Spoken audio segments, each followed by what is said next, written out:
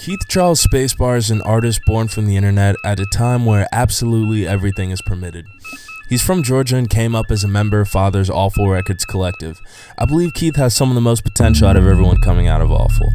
Keith falls somewhere between the vulgar wordplay of Father and the pop appeal of Playboy Cardi. This is why Keith has so much potential. He's a viable package the public can digest, but he still excels musically.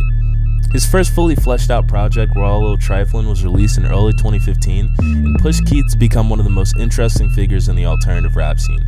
On tracks like We're All a Little, Keith vividly expresses his desire to smash over an absolutely hypnotizing beat. While other artists would do this in less interesting ways, Keith subverts this and takes his music a step further. He says, died and the pussy almost passed away, came back from the grave, got cash to make. These tongue-in-cheek sex-positive bars make you laugh and cringe simultaneously. I almost get a futuristic MF Doom vibe from Keith on tracks like these. You can judge Keith, but in his own words, we're all a little trifling.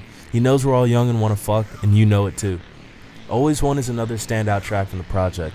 He proclaims there's always one nigga that don't want to see no niggas getting money. He calls out this fakeness and the crabs and barrel mentality that plagues the modern rap scene. Keith surpasses his pettiness and he's able to find success in spite of it. It's an anthem promoting the underdog's triumph over bullshit. Keith is assisted by his awful compadres Father and Rich Bo Slim on this one, but we'll save analysis of their work for later. This project is a high point for Keith, but he continues to top himself to this day. One of my personal favorite tracks from Keith is Thank You Tracy Ellis Ross.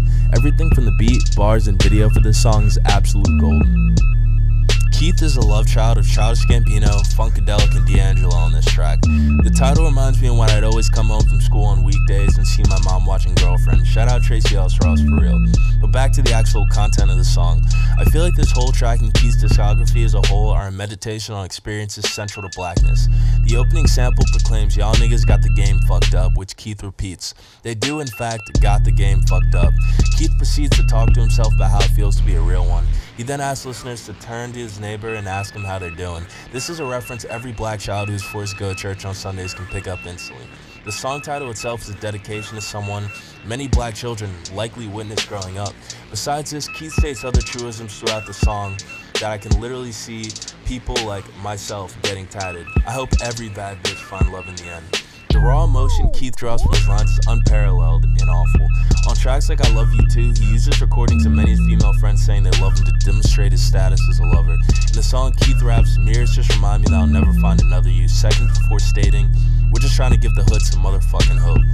Keith exists in a space where love is all-consuming, but he doesn't have the privilege of admiring his love and not realizing his encompassing blackness and the problems that it may cause him in life. These themes always run through Keith's music, but his genius is that he never makes it too obvious for his listeners. You have to look down through the layers to find it. Keith is woke and pushing boundaries and telling a different story than most, and it's always present in his fantastic music.